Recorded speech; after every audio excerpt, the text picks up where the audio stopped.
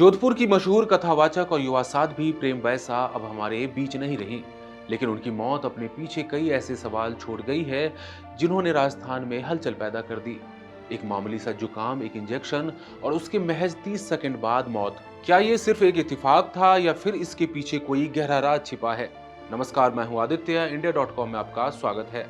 घटना 28 जनवरी की है। साध्वी प्रेम बाइसा को हल्का जुकाम और गले की खराश थी। उनके पिता वीरमनाथ के मुताबिक उन्होंने अस्पताल जाने की सलाह दी, लेकिन साध्वी ने कहा कि मामूली सी तो बात है, डॉक्टर को घर ही बुला लीजिए। डॉक्टर घर आए, चेकअप हुआ और एक इंजेक्शन लगाया गया, लेकिन किसे पता था कि ये इंजेक्शन जिंदगी का आखिरी पल बन जाएगा।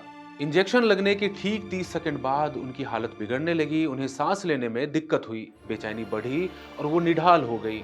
पिता ने बताया कि हम तुरंत उसे जोधपुर के प्रेक्षा अस्पताल ले गए, लेकिन वहां उसे मृत घोषित कर दिया गया। इस मामले में सबसे बड़ा मोड़ तब आया जब जांच में ये बात सामने आई कि आश्रम से सीसीटीवी कैमरे हटा दिए गए थे। लोगों की ओर से सवाल उठाए जा रहे हैं कि आखिर मौत से कुछ समय पहले कैमरे क्यों हटाए गए।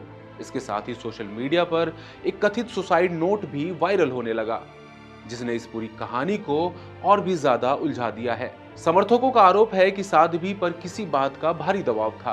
पिछले साल जुलाई में एक वीडियो वायरल हुआ था जिसमें वो अपने पिता से गले मिल रही थी। उस समय भी उनकी छवि खराब करने की कोशिश की गई थी, जिससे वो काफी ज्यादा आहत हुई थी। साध्वी की मौत के बाद संत समाज में भारी आक्रोश है। मेवाड़ से आई महामंडलेश्वर ईश्वरी नंदगिरी ने प्रशासन को चेतावनी दी है। संतों का कहना है कि सोशल मीडिया पर साधु संतों की छवि धूमिल करने वालों के खिलाफ सख्त कार्रवाई की जानी चाहिए। साथ ही बिना तथ्यों के पिता पुत्री के पवित्र रिश्ते पर सवाल उठाना बेहद शर्मनाक है। आज साध्वी प्रेम बाइसा का पार्थिव शरीर बालोतरा में मौजूद उनके पैतृक गांव पेरो पहुंचा। हजारों अनुयायियों की आंखें नम थी। इसी बीच परंपरा के अनुसार उन्हें समाधि दी गई। गांव के हर कोने से सिर्फ एक ही आवाज उठ रही थी कि न्याय चाहिए। उनके पिता का रो रो कर बुरा हाल है। वो अपनी बेटी के लिए न्याय की मांग कर रहे हैं। विपदा की घड़ी में जो मेरी इस दुख की घड़ी में जो यहाँ खड़े हैं, सब साधु जी को न्याय दिलाने के लिए, सब न्याय दिलाने के लिए खड़े हैं। सब खड़े हैं, बोलो बोलो, उनकी रिपोर्ट लो, मेडिकल। मरने से पहले साध्वी के हैंडल से एक पोस्ट डाली गई जिसमें कहा गया कि मुझे जीते जी तो न्याय नहीं मिला, लेकिन मरने के बाद जरूर मिलना चाहिए। अब ये पोस्ट किसने किया, इसको लेकर पुलिस जांच कर रही है। हालांकि साध्वी के पिता की ओर से कहा गया है कि ये पोस्ट उन्होंने ही करवाई थी ताकि साध्वी को न्याय मिल सके। पुलिस की ओर से कहा गया है कि इस पूरे मामले की जांच सक्रिय तरीके से की जा रही है। साथ ही पोस्टमार्टम रिपोर्ट का इंतजार है।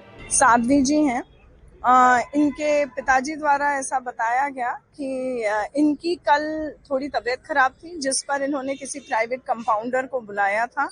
प्राइवेट कंपाउंडर ने जो इंजेक्शन लगाया, बाद उसके इनकी तबीयत काफ़ी ज़्यादा खराब होने लग गई, जिसके बाद इनको एक प्राइवेट हॉस्पिटल में दिखाने ले गए, जहां उन्होंने बताया कि इनकी मृत्यु हो चुकी है। उसके बाद जो बॉडी है उसको MGH मोर्चरी में शिफ्ट करवाया गया, प्रॉपरली वापस से जांचें करवा के शिफ्ट करवाया गया, और अब मेडिकल बोर्ड द्वारा पोस्टमार्टम जो है वो उसकी प्रोसेस चालू है। इस मामले को लेकर पूरे राजस्थान में भूचाल छाया हुआ है। तरह तरह की बातें कही जा रही है। लोगों को पुलिस की जांच रिपोर्ट का इंतजार है। तो साथियों, ये थी अभी की एक बड़ी खबर। इस मामले से जुड़े लेटेस्ट अपडेट के लिए बने रहिए इंडिया.com के साथ। शुक्रिया।